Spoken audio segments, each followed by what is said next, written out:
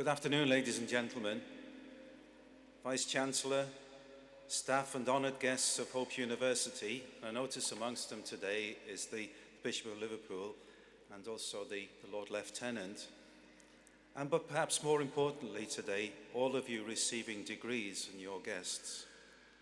Before today's conferment of degrees takes place, I'd just like to take the opportunity to welcome you all to this cathedral, the Metropolitan Cathedral here. We really enjoy hosting these ceremonies, and we want you to enjoy and feel at home in this magnificent building. For the benefit of those of you who may be visiting for the first time, I'd just like to offer a very brief word about the significance and the role of this building. This is the principal cathedral for the Catholic diocese in the north of this country, and it's the seat of the Archbishop of Liverpool. It was opened in 1967, and it sits alongside another building, the Lutyens Crypt, which is part of an earlier scheme for a cathedral on this site. It is one of the most recognized and unique buildings of the 1960s and of its era, and it's an often used and familiar symbol of the city of Liverpool. It was designed and built to respond to the changing needs within the Catholic community and the changing understanding of our role of a cathedral within the wider community. As you can see, it's very much a building of its time with its circular shape, use of concrete and modern materials, and widespread use of glass. And it has the altar here as the central feature and focal point. I think you'll agree with me, it's a unique and magnificent building, but the architecture only tells a part of the significance of this place. The other more important element is its whole purpose as a living place of Catholic Christian worship and also community activity. Over the years, we've had a close association with Hope University, working in partnership in a variety of ways. And we've also been a venue where many of the most significant events in the life of the university have been celebrated. We value our partnership with Hope University.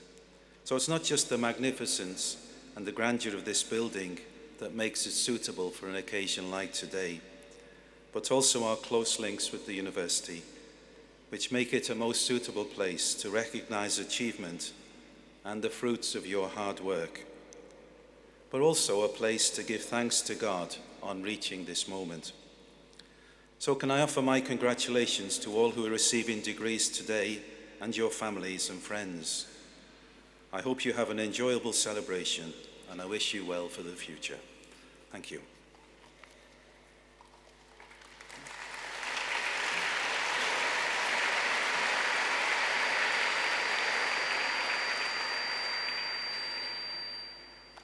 Shall we stand to pray?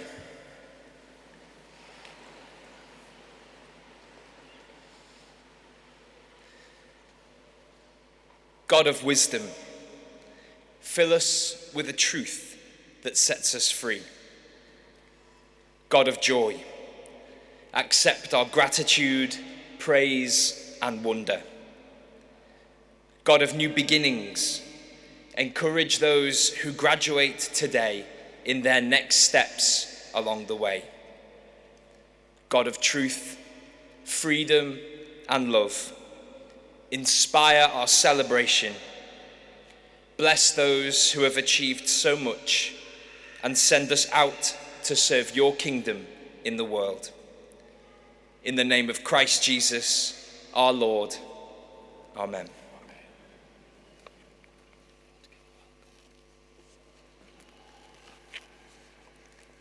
My Lord Lieutenant, my Lord Bishop, ladies and gentlemen, distinguished guests, it's a great delight to have you here with us at this, the second of our 3 summer graduation ceremonies. It's always a joy to meet the parents and families and friends of our students. So this is a moment of great celebration. And it's also in the year of our 175th birthday. We remember this year the founding of our first college in 1844, and our second in 1856, the third in 1964. And this is the only place in Europe, here in Liverpool, the city we're all proud to live in, the only place in Europe where Catholic and Anglican colleges of the 19th century came together to form a common foundation, the only ecumenical foundation in Europe. It was also here, in 1844, that some of the first opportunities for women beyond high school took place. And we're a proud tradition in this university of remembering those days. In 1844, 6 universities in England, 2 of them medieval, none of them accept women, none of them admit Catholics, and none of them admit Jews. And so these colleges that we celebrate today formed the first opportunities to what is now called widening participation. It's a bit of a mix-up of terms to speak of that as widening participation, because 90% of the population in the 1840s were excluded from education. So this university shares a very rich and proud heritage. And remember, 1844 is 50-odd years before the first red brick universities are established. So you join us at an important time, and this graduation, therefore, is a special graduation. So welcome, everybody. Thank you for coming. And now I declare open this congregation for the conferment of degrees.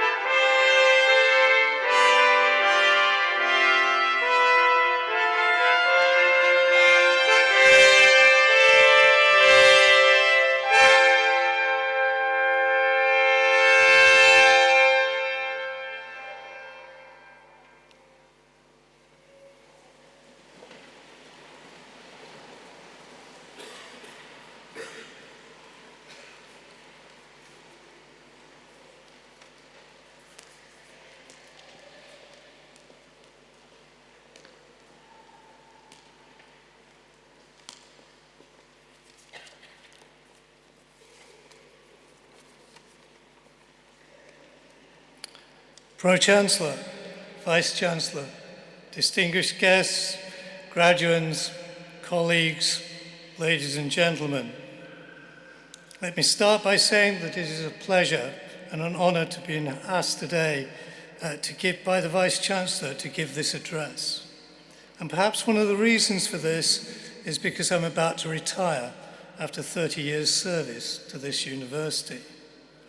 And so it's a good time for me to reflect. And I thought perhaps that reflection might be to look at what it means to have a degree in the 21st century. I joined Hope as a tutor at a time when studying for a degree was free and higher education was seen as a public good. But now, 30 years on, it's become a private good, paid for and apparently of benefit only to the individuals concerned. What is more, the worth of that degree is often questioned by the same ministers who studied their degrees for nothing. So let us clear the air. The university system in the UK is world class. Universities act as catalysts for growth, generating over 95 billion for the economy and increasing profitability and competitiveness. The personal economic benefits of a degree are equally clear. The average lifetime earnings of a female graduate will be over £250,000 more than a female non-graduate. And for men, that figure stands at 180,000. Those with a master's will have lifetime earnings of a further 200,000 above the graduate wage. But graduates also bring other untold benefits, both socially and culturally. Graduates have greater self-esteem. They're more confident, more engaged in the community, more likely to vote, more tolerant, less likely to burden the NHS or the criminal justice system, and they are more socially mobile. Graduates do much to enhance the social cohesion and advance the cultural vibrancy of this country. So there's every good reason to hold a degree. And which degree is worth more? An arts degree or a science degree? Well, I'm a scientist, so I could be a little biased in this. I have a doctorate in metabolic biochemistry, and here the impenetrable language of science only adds to that sense of elitism. And through the systematic application of scientific methodology, science often claims to be superior. Science searches for knowledge. It seeks the truth. And on the way, it points to many discoveries, inventions, innovations that have enhanced and advanced humanity. So there's every good reason to hold a science degree. But at this university, we know that the human spirit needs more than truth. That's why, at this university, we search for truth, beauty, and goodness in all we do. And that's why the arts are so important. They provide the beauty and the goodness. And if science seeks truth, then arts seek meaning. The humanities provide a moral compass to give comment and conscience to society. The fine and performing arts challenge, inspire, and uplift us. And the social sciences and business studies shine a light on the health and the wealth of the nation. So there's every good reason to have an arts degree. So now ask me which degree is worth more, arts or science, and I will answer that you can't put a price on the benefits of a degree or on the potential that each of our graduates leaves us with today. Because crossing the stage today, we will see the leaders of tomorrow, the chief executives, managing directors, civic leaders, board members, ministers, mayors and mayoresses, lords and ladies. And I'm not talking in the hypothetical. The last two mayors of this fine city studied with us, and we have two former graduates in the House of Lords making decisions that affect the 60 million people that make up this great country. So, graduates, and I turn to you now, to my left and strain to the right. As I step down, it is now your turn to step up. You are the intellect of tomorrow. You will be the people that write the next page in the history books of this great country. And you will be the people who inspire and lead the next generation. This is an enormous responsibility, but you have a degree. A degree from this outstanding university with its gold star for teaching excellence and its exceptional rankings in the league tables that places us as the top university in Liverpool and third in the Northwest. So go out with confidence. Use the skills that you've honed throughout your studies of resilience, commitment, and determination, and be the one that unlocks the doors to face the challenges that lie behind. Be the one who leads the way. Be the one that seeks the solution, and be the one that makes the difference in the world. And then, every year, on the 17th of July, stop and remember. Remember your time here at this university. Remember your friends. Remember your tutors. Remember the trials and the celebrations, and stay in touch. Be one of our proud alumni, going out and doing good. And so it is now time for me to step down. Let me finish by wishing each and every one of you every hope for the future and every success in whatever you do. Thank you, and God bless.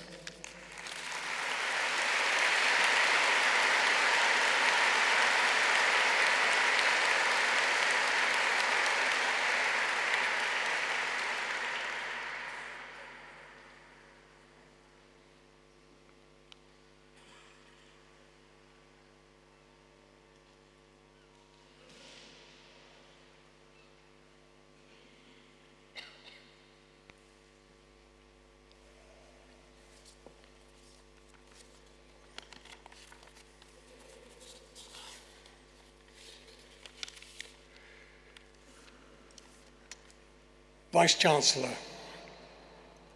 by virtue of a joint mandate of the Senate and Council of the University, Professor Monica Grady is to be conferred with the degree of Doctor of Humane Letters, honoris causa, of the University. Professor Grady was born in Leeds in Yorkshire, the eldest of 8 children. She is a graduate of St. Aidan's College, University of Durham, where she studied from 1976 to 1979 in the departments of chemistry and geology. From Durham, she progressed to postgraduate studies as a member of Darwin College, University of Cambridge, where in 1983 she completed a PhD in carbon meteorites. Following completion of her studies, Professor Grady took up a post in the School of Physical Sciences at the Open University in Milton Keynes, a position she held until 1991. She then moved to the Natural History Museum in London, where she became Higher Scientific Officer for Meteorites, before taking on the wider role of Head of Meteorites and Cosmic Mineralogy. During this time, Professor Grady was also appointed as Honorary Professor in the Department of Earth Sciences at University College London. In 2005, she returned to the Open University as Professor of Planetary and Space Sciences, a post that she still holds. Professor Grady has led major research programs in the study of the origin and evolution of the solar system through measurement of meteorites. Her particular interests are in the field of carbon and nitrogen chemistry, and one of her major areas has been in trying to understand the history of carbon and water on Mars. She was heavily involved in the Philae Lander project, that is, the successful attempt to land a small craft on the surface of a comet, which drew extensive media coverage in 2014. Because of her work, Professor Grady was appointed by the European Space Agency to serve on international boards convened to define standards for the safe handling of samples returned from Mars. In honor of her contributions to the field, the International Astronomical Union named asteroid 4731 as Monica Grady. In June 2012, she was appointed a commander in the Order of the British Empire, a CBE, that is, for her services to space sciences. Professor Grady is married to Ian Wright, Emeritus Professor of Space Sciences at the Open University. They have one son, Jack, and one grandson, Matthew. The above is an exceptionally distinguished profile, which in and of itself would be more than sufficient to explain the reasons behind the award of an honorary doctorate today. An important factor in the university's desire to recognize Professor Grady, however, is the fact that she is also unashamedly open about her commitment to the Christian faith. Indeed, it was Professor Grady's series of prayers for the day on Radio 4 that made a distinct first impression on the members of the honorary degrees panel. Science and faith have the popular reputation of being at opposite ends of a spectrum, and to bring them together is not an easy thing to achieve. The false dichotomy, science versus faith, is a dominant paradigm, with the heels of those on either side of the debate well dug in. But there are exceptions to be found, persons who see the human condition in the round, as we say here at the university. Professor Grady is one such person, and her work reminds us both of the capabilities and the limitations of human inquiry, be that scientific or religious, and the need for synthesis. In her, the highest academic standards and grounded faith come together. It is not an easy conceptual, no, existential landscape to occupy. Here at Hope, we know this because our university shares that same liminal space. Thus, I present to you this distinguished woman for the award of the degree Doctor of Humane Letters, honoris causa of this university.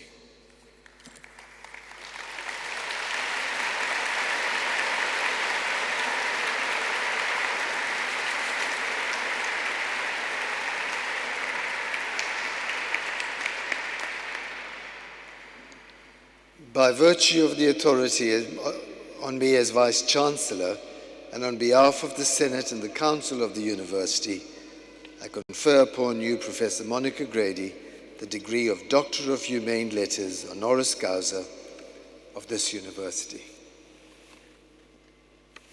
Congratulations. Thank you so much. It's a real pleasure.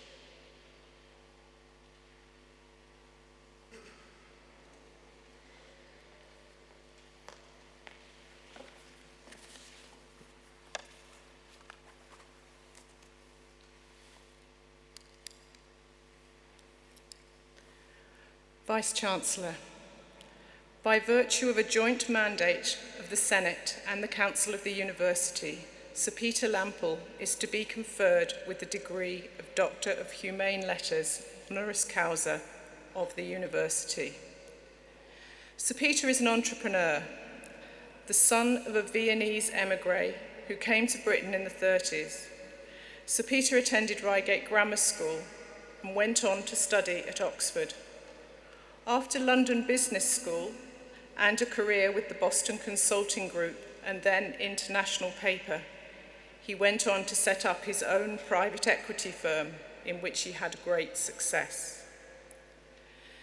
Sir Peter is indeed a great, very successful entrepreneur, but generally we might expect more than that from those to whom we award honorary degrees from this university. What is significant is that Sir Peter is an entrepreneur who had two, if I might be so bold, life-changing light bulb moments. And the really important fact is that each one of these moments of clarity changed not only his life, but also those of countless others.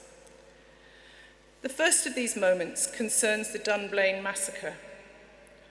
On March the 13th, 1996, a man entered a primary school in the Scottish town of Dunblane, armed with 4 handguns. He murdered 16 children and a teacher before shooting himself. Following this massacre, a campaign was organised to ban handguns in the UK. And in the first of these moments of clarity, Sir Peter realised that he could do something to help.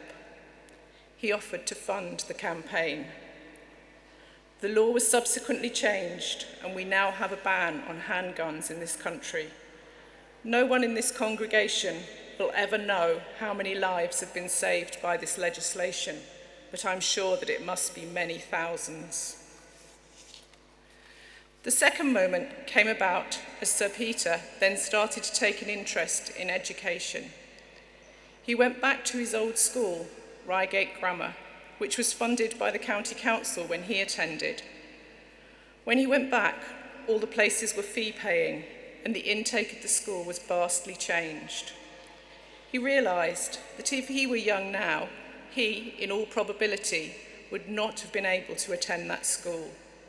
he would then, in all probability, not have had access to the advantages and opportunities that led him into a successful career.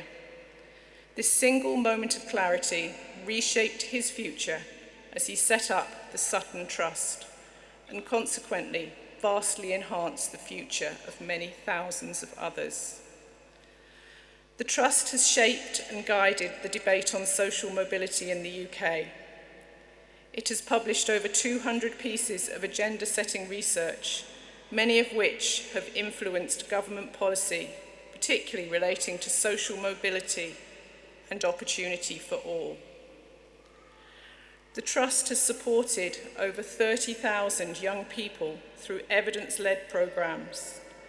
It runs summer schools at 13 leading UK universities for 2,500 students, and at MIT, Yale and Princeton in the US. Each year, more than 5,000 high-attaining young people are supported by these and other programmes which help them raise their aspirations and make informed choices about which universities they should apply to.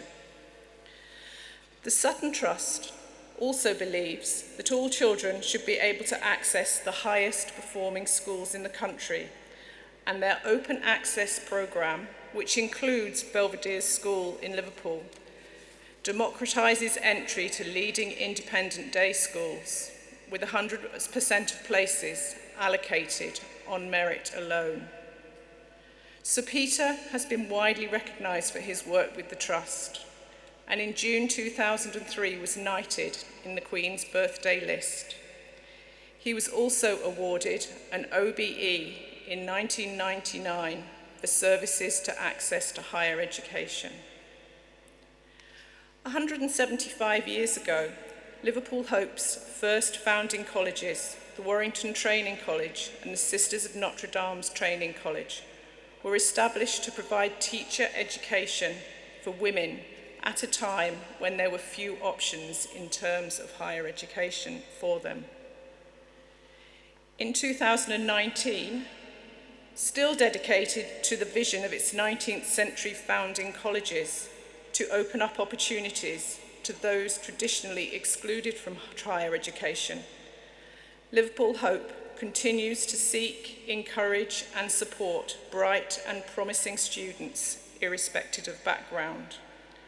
Widening participation and social mobility are at the heart of what we do. On a national and indeed global scale, Sir Peter's work in the formation, leadership and continued vision of the Sutton Trust has put social mobility on the map. Sir Peter is the most respected and well-known force for social mobility in the country. He champions it from birth to the workplace so that every young person, no matter who their parents are, what school they go to, or where they live, have the chance to succeed in life. In this, his common purpose with the mission of Liverpool Hope is clear for all of us to see. Thus, I present to you this distinguished man for admission to degree of Doctor of Humane Letters, honoris causa, in this university.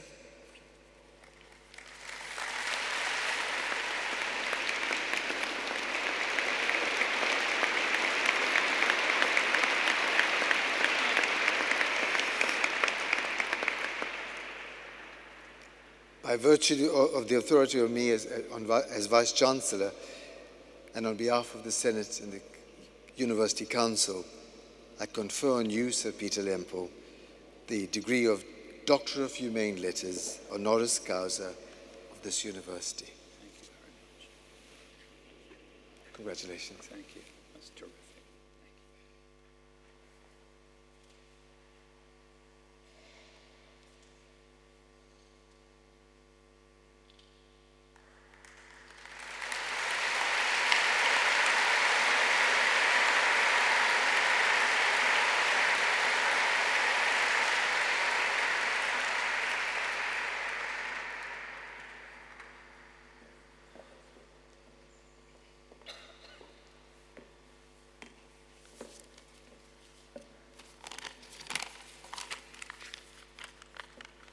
Listen, thank you, Dr. Horn, for those wonderful words.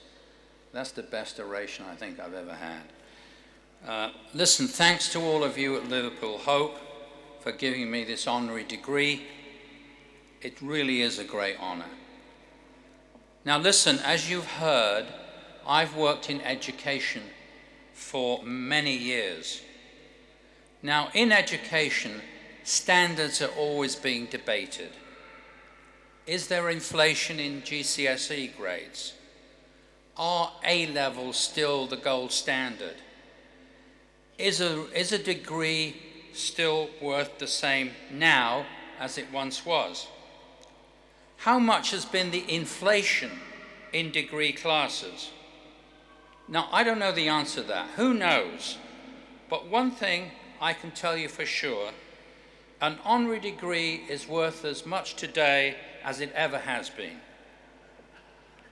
There is no inflation in honorary degrees. So I am really delighted to accept one today. Now, as we've said, Liverpool Hope shares many of the same values that I do. We heard that from Dr. Horn. It provides opportunities for all young people from Merseyside, but way beyond, on a national basis. Whether, like me, you are the first to go to university in your family, or the latest in a long line, it's equal opportunity, as Dr. Horn says, that really motivates me. Now, Liverpool is a special place for me. Dr. Horn has already mentioned this. That's because here in Liverpool, I tried a great experiment, which was open access, which was with the Belvedere School. By open access, and Dr. Horn has already stolen my thunder on this one, I mean that entry to this outstanding independent school was based solely on merit and not on money. The program was a huge success. We had a mix of students that you would die for.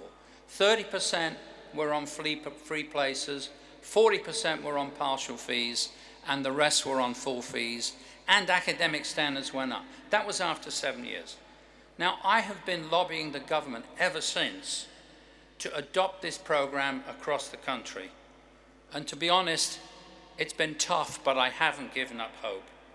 And, you know, with a little luck, I might get there. Now, that is your next challenge.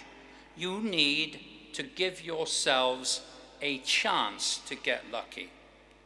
Now, luck doesn't come by chance. I've been very lucky in life, as we have heard, but that did not come by accident. And I'm going to give you an example of that. When I was at school and I was 15 years old, the Beatles came out with Love Me Do. Now, no one had heard of them then, and they were just on my radar. Then Please Please Me came out, and that was a pretty big hit.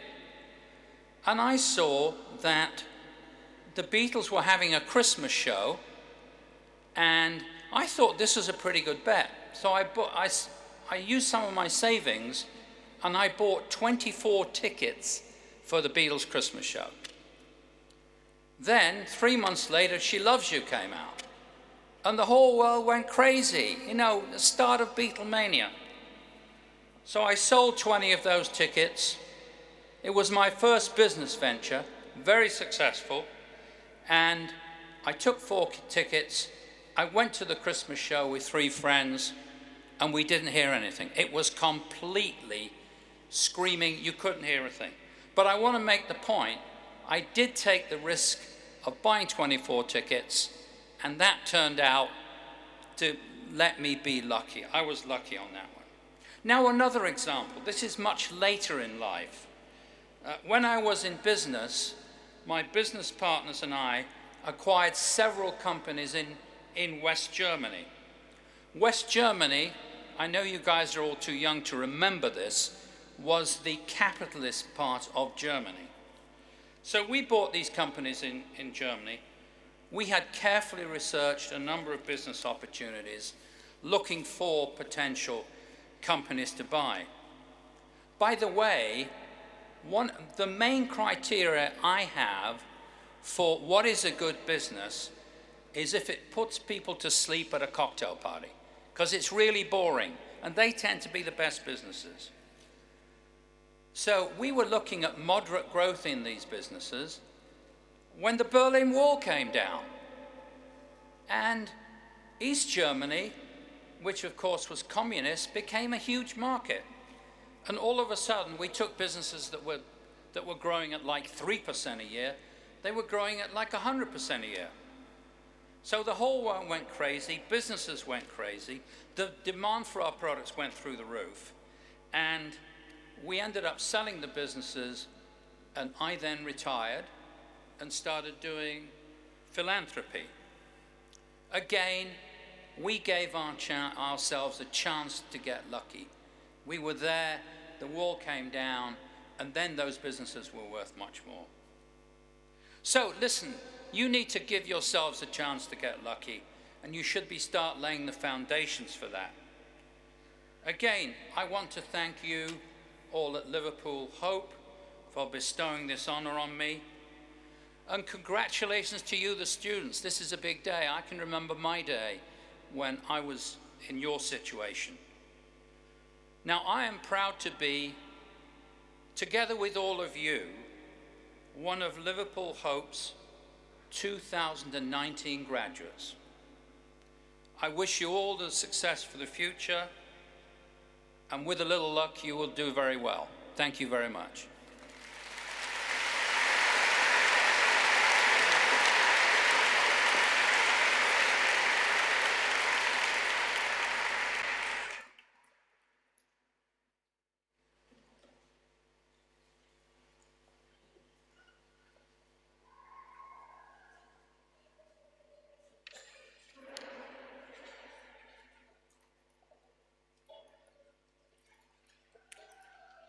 The University's Service and Leadership Award is offered as an extracurricular programme involving service-based experiences, development of leadership potential, and the equipping of students for a career in a rapidly changing world. It is a direct enhancement to a degree as something which is complementary but different and which has a distinct value-added component.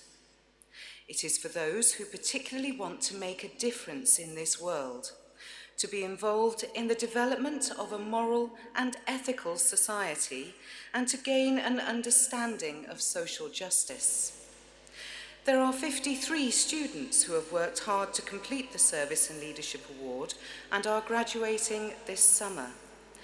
We celebrate their achievement across the graduation ceremonies this week, and today we welcome 13 of them to the platform.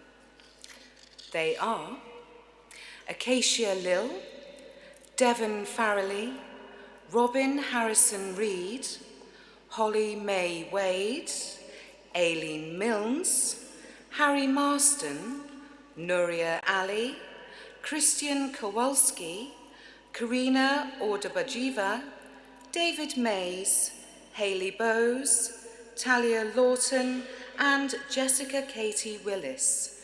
Please join me in congratulating them on their achievements.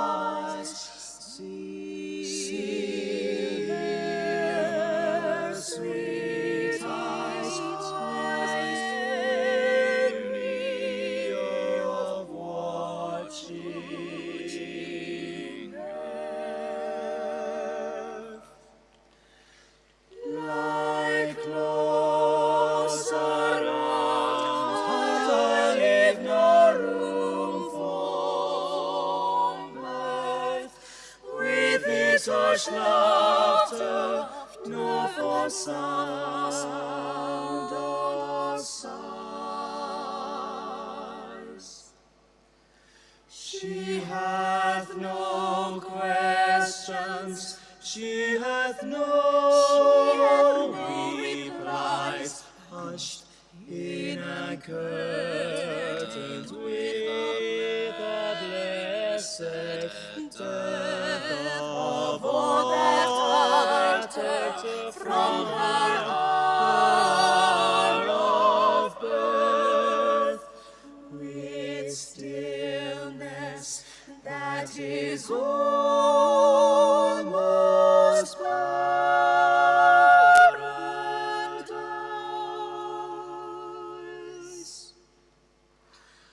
Darkness more clear than noonday holdeth her, silence more musical than any song, even her very heart hath ceased to stir. Until the morning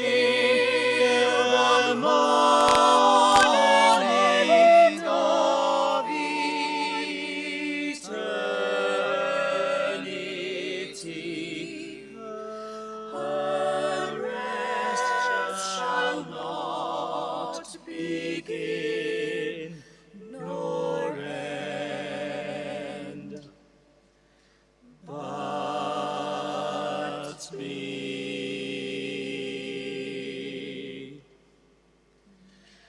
And when she wakes, she will not think it long.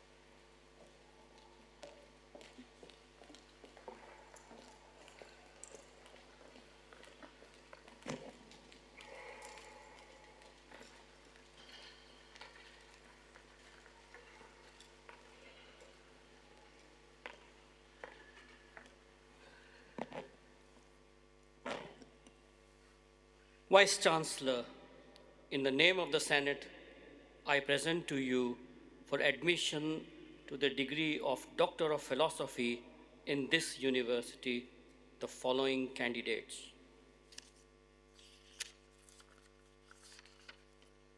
She invested in me.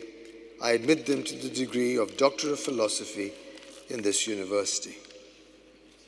Ogbonaya Anichio, title of thesis, Coordinating Multiple Solar-Powered Unmanned HAPS for Communications Area Coverage. Ogbonaya's thesis investigated the problem of coordinating multiple solar-powered fixed-wing unmanned high-altitude platform stations, or HAPS, which are essentially pilotless aircraft for communications area coverage. The work explored the use of mathematical modeling and simulation methodology to investigate the research problem by designing and developing a low-cost, validated, and accessible multiple solar HAPS simulation platform. Reinforcement learning and swarm intelligence-based algorithms were applied and comparatively analyzed for coordinating these multiple HAPS aircrafts.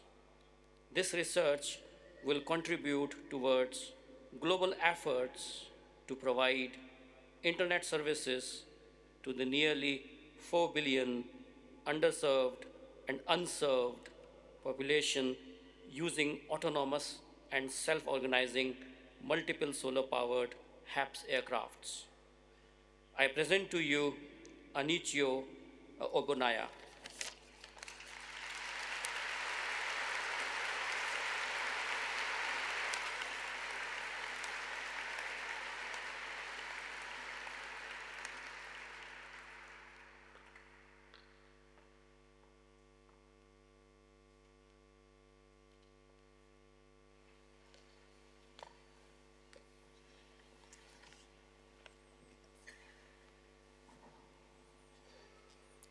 Richie Goulding. Title of thesis, Physiological Determinants of Critical Power and Exercise Tolerance in Health and Disease. The highest exercise intensity that can be sustained for prolonged periods of time is known as critical power. Richie's thesis investigates the hypothesis that the speed of the response of aerobic energy system at the outset of exercise is an independent determinant of critical power. The experiments that comprise this thesis provided the first evidence that the response speed of the aerobic energy system independently determines critical power. These findings highlight the potential for therapeutic interventions that can speed the response of the aerobic system during exercise for enhancing exercise tolerance and quality of life in chronic disease conditions. I present to you Richie Goulding.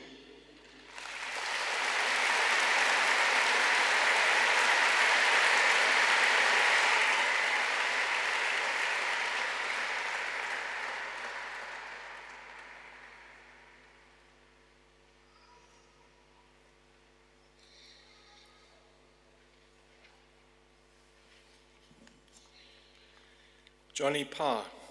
Title of thesis, Evaluating and Alleviating the Cognitive Burden Associated with Myoelectric Prosthetic Hand Control. Despite their increasing sophistication, prosthetic hands are frequently rejected by upper limb amputees. A reason for rejection is that users have to consciously monitor the prosthesis to compensate for the absence of touch, placing high demands on mental effort. By measuring eye movements and brain activity, Johnny's thesis attempts to objectively measure the extent of this mental effort and determine whether novel training methods can be used to encourage more optimal prosthesis control. Results provide evidence that training learners where to look rather than how to move results in faster performance, a decreased reliance on vision, and more efficient brain activity. I present to you Johnny Parr.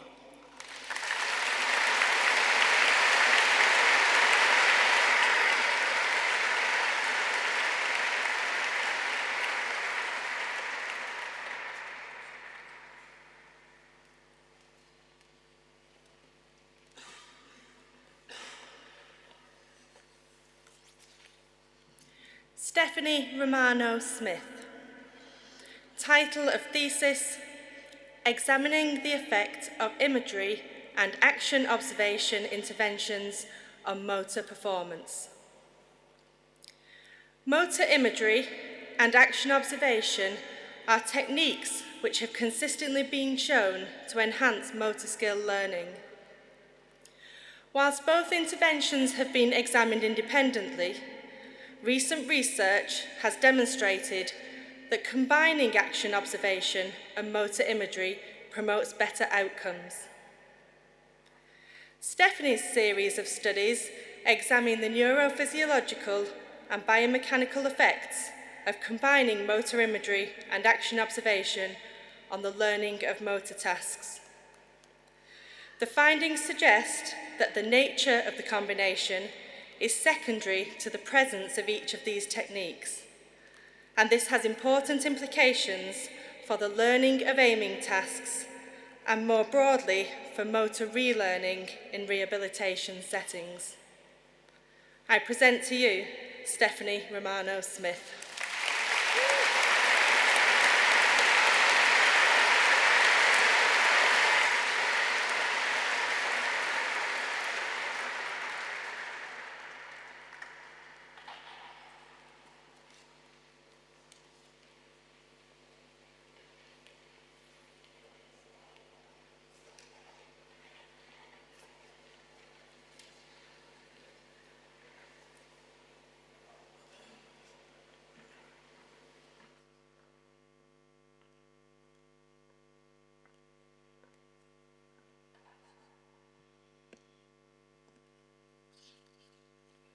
Vice Chancellor, in the name of the Senate, I present to you for admission to the master's degree in this university the following candidates. By virtue of the authority invested in me, I admit them to the master's degree in this university. Simone Hatchard,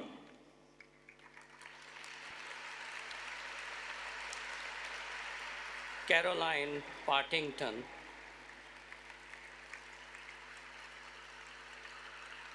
Basil Isa,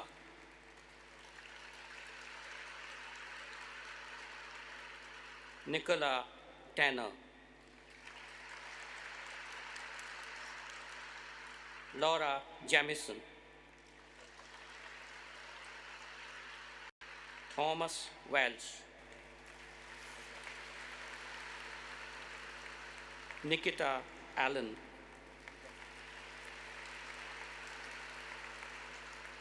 Ainsley Williams, Rebecca Feely, Natasha Howard, Haley Litgoy, Mag Riley, Darren Dodge, Philip Simmons, Kahal Sloan, Tanya Warwick, Scott Herman, Courtney Liversidge, Helen Cairns, Daniel Chivers, David Coleman, Gillian Edmondson,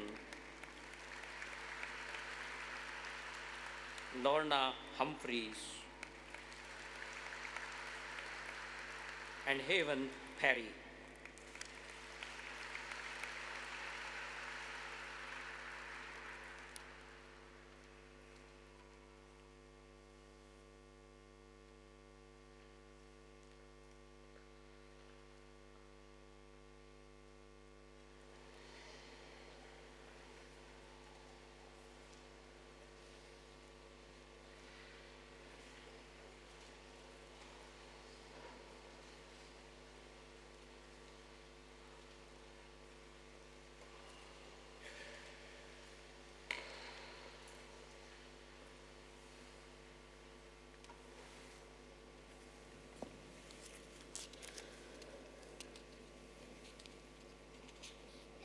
Vice Chancellor, in the name of the Senate, I present to you for admission to the bachelor's degree with honours in this university the following candidates.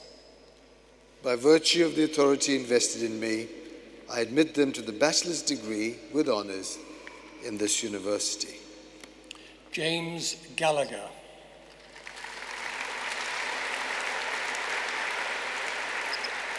Chloe Hargreaves, Acacia Lill, Naomi Morland, Stephen Callahan, Rory Campbell, Edward Craig, Ross Jameson, Emily Kelly, Thomas Kelly, Maha Mukadam, Callum Smith, Agata Stefanowska, Daniel Taylor, Rebecca Tebb, Jordan Best, April Blaylock, Danny Bradbury, Megan Bryson, Nina Collins, Jemima Cottrell, Joan Davey, Simon Davey, Cristiana dos Santos Costa,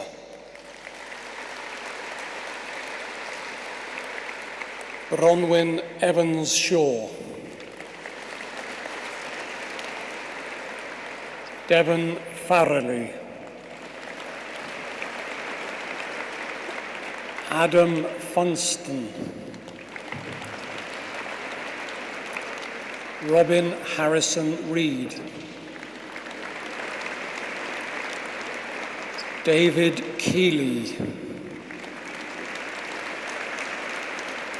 Ryan Lavery, Georgia Marshall, Cedric Maith,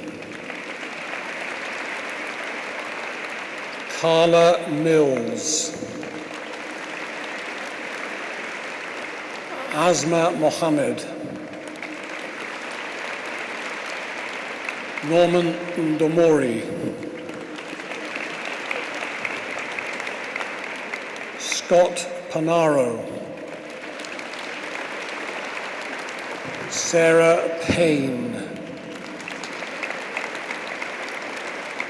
Mohammed Saleh, Talal Saleh,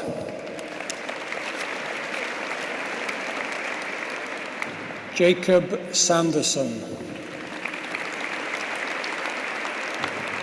Matthew Schofield, Charlotte Shannon, Ryan Turner, Holly Wade,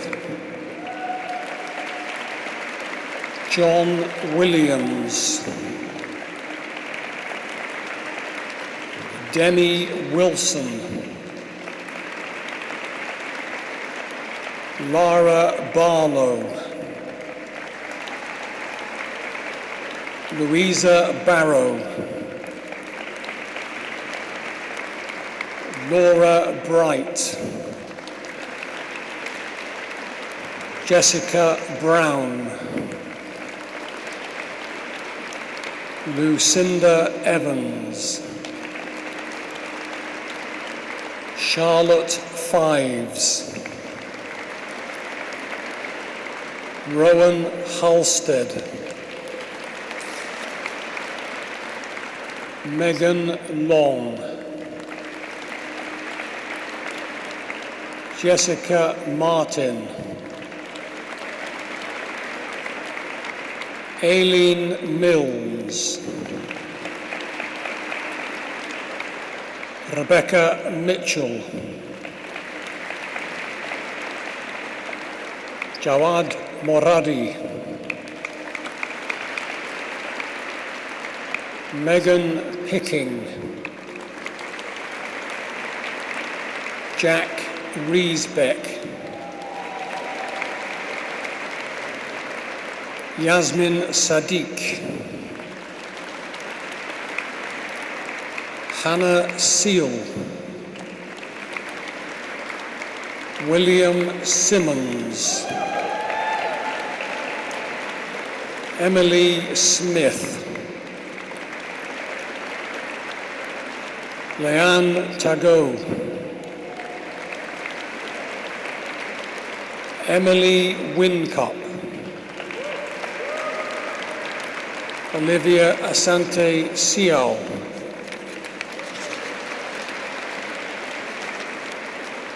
Hannah Barnes, Erica Kenzon, Abigail Corker, Helen Derbyshire, Rebecca Hiekwe, Wala Kara Halak, Paul Maddox, Matthew Mottram,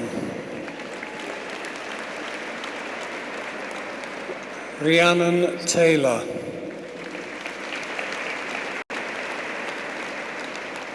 Mia Thornton, Rhiann Foynes,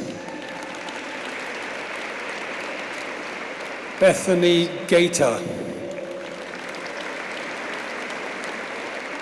Morgan Pattinson, Molly Rochford,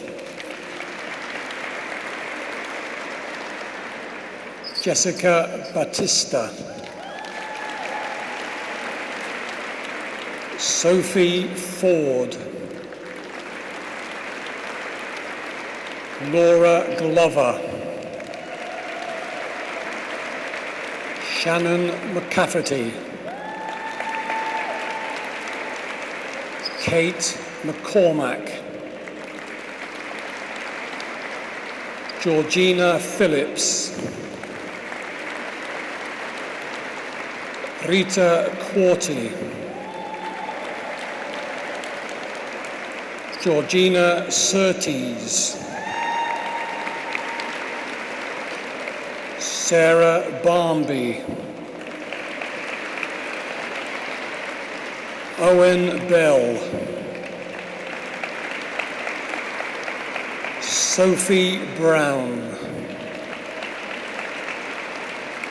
Jake Clay, James Golding, Lucy Greed, Georgia Hayden, Paul Hayes, William Kidder,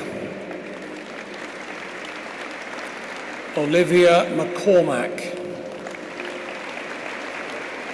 Luke Mealand, Freya Morrison, Stephen Park, Samuel Pierce, Emily Smith,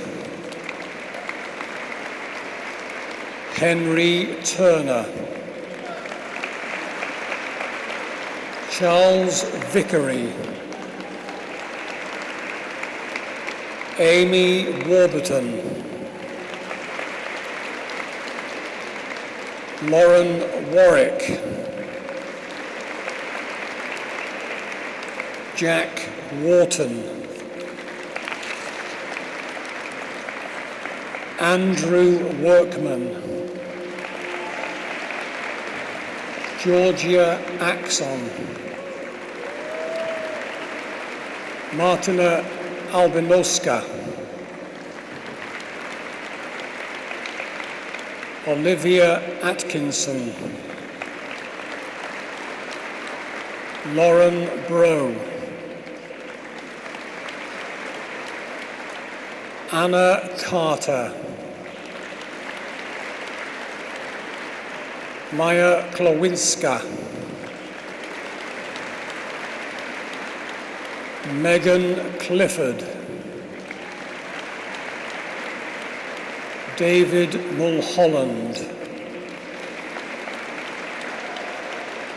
Daniel Robertson, Douglas Shannon, Jay Simpson, Sam Bailey, Kelly Borg Oliver, Lucy Briggs, Kiara Byrne, Melissa Daly, Lucy Harper, Ruth Holland, Alice Macaulay, Naomi McGurk,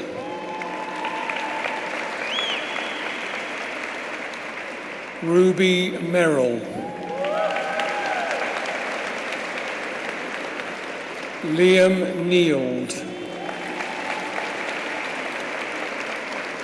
Katie O'Donnell, Samantha Rotherham, Reese Selby, Kate Wilson, Hussein Al-Kabi, Alexander Bell, Daisy Benson Murray,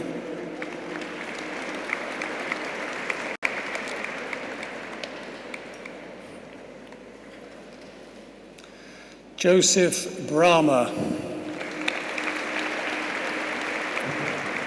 Matthew Brown, William Evans Jones, Nicole McCowan, Katerina Pastrologlu, Jaljot Patwal, Charles Roberts, Megan Vaughan, Aaron Warburton, Matthew Weir,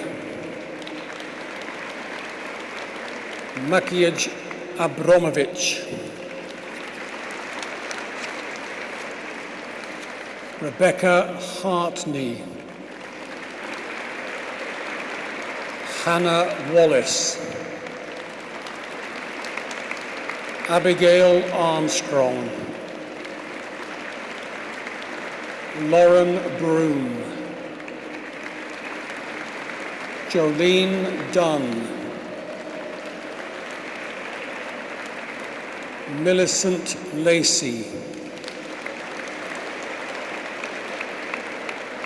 Harry Marston, Samantha Ash,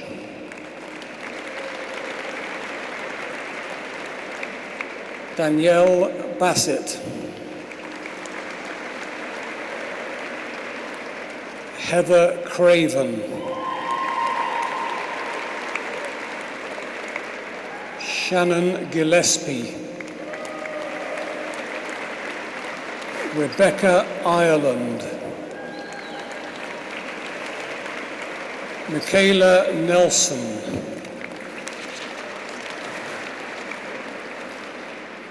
and Sophie Richards.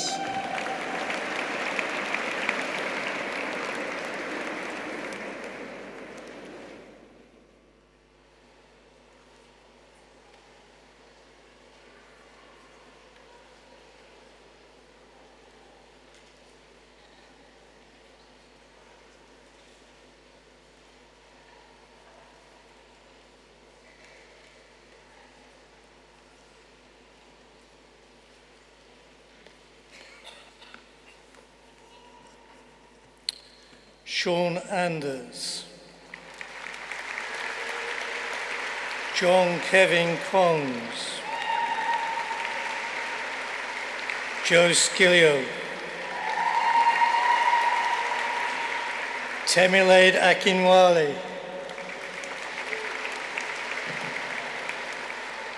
Nuria Ali, Stephanie Aziz, Emily Bennett, Lucy Bowers, Kira Burgess,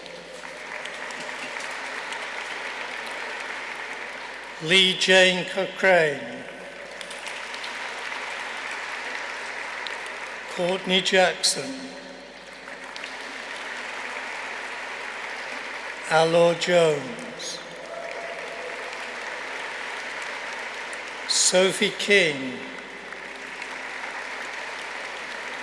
Alicia Lyons, Beth McKernan, Chloe McGoughlin, James O'Neill, Cameron Platt, Owen Rafferty, Hannah Stewart McCallum, Leander Williams, Hannah Woods, Eleanor Young, Umazeb, Rashid Abdul Rahman, Lydia Ashurst, Rachel Heppel, Kate Lever, Bethany Mansfield, Abby McTeague, Lauren Moore, Ruth Moss, Katie Rhodes, Grace Scott, Shema Albana,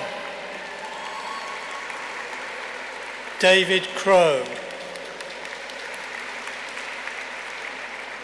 James Pritchard, Jonathan Shaw, Ryan Tate, Vidmantas Amalis, Casper Deska, Fiontan Eastwood, David Garrity, Ben Johnson, Owen King, Christian Kovlaski, Christopher Long, Karina Odopachenka, Kadam Quinn, Richard Rawlings, Michael Reynolds, Kerry Anderson, Shanann Doyle, Chloe Abutia, Daniel Hunter, David Mays, Emily Nicholson, Alexander Platt, Ella Thorpe, Carl Dudridge, Alexandra Edwards, MD Ipu, Hayley Bowes, Natasha Curfew, Niall Finn, Lindsay Hall, Joseph Morley, Joanne Porter, Taslima Ali, Tara Ban, Jessica Barlow, Jordan Chapman, Carolyn Clement, Grace Cohen, Olivia Craven,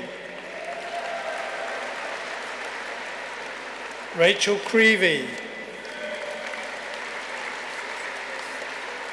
Catherine Culling, Laura Cussack, Hannah Delaney, Nelly Dragneva, Helen Duke, Chloe Ellison, Victoria Ayres, Kirsten Firth, Asha Flora, Holly Graham, Emily Greenway, Bethany Hanna, Ethan Hartley, Jessica Hibbert, Gemma Hilton, Katie Holland, Ethan Ingram,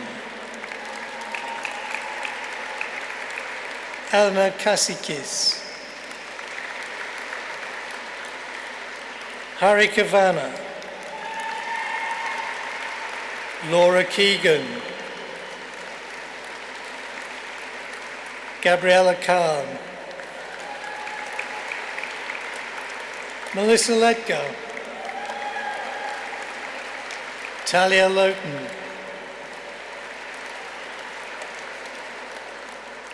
Elizabeth Mills, Anwen Morris, Liam Mudge, Swanamanchari Mudra, Jake Mundy, Daniel Nuttall, Sophie Owen, Ellie Parkinson, Amy Schofield, Noah Shecken, Olivia Schilling, Freya Spitzmüller, Claudia Stanek,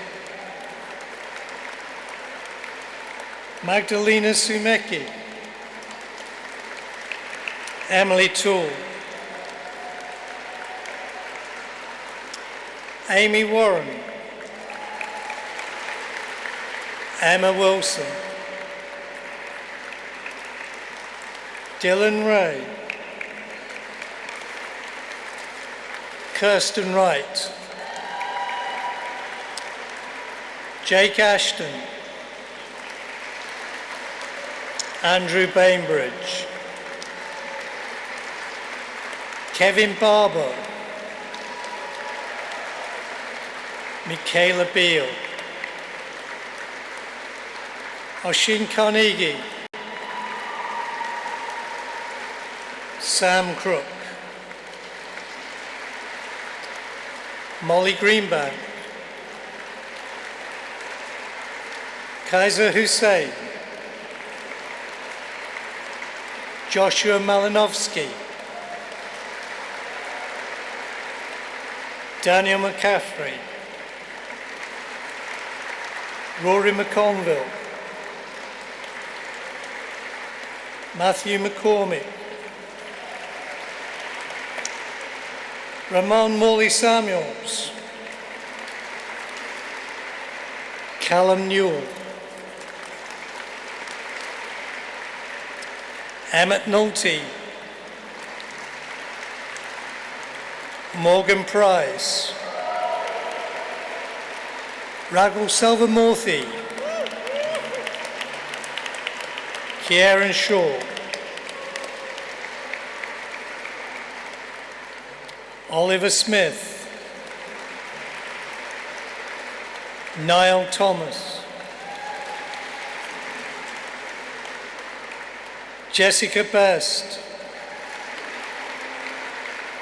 Jerma Gallagher,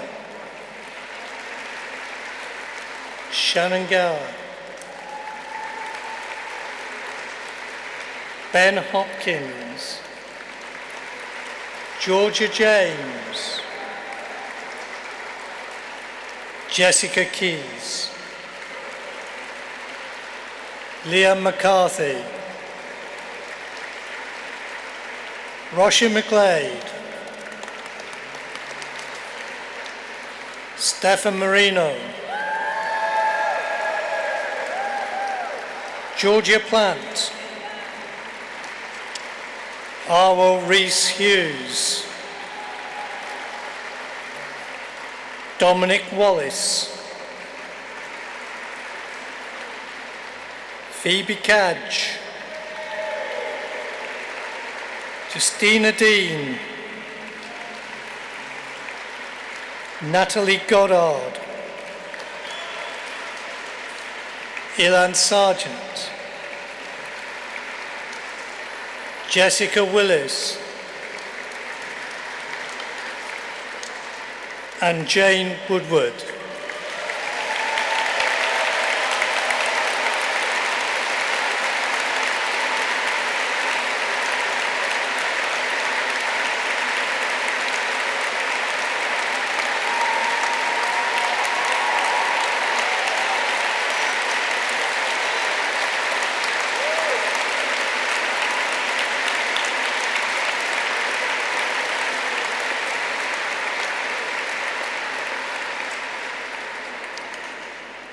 Vice-Chancellor, I make application to you to award the degrees listed to those candidates who have not been present in person, but whose names appear in the programme and who have indicated that they wish their degree to be awarded in their absence. I certify they are worthy to receive those degrees, and I stand as proxy for them. I admit them to those degrees, and I accept you as proxy.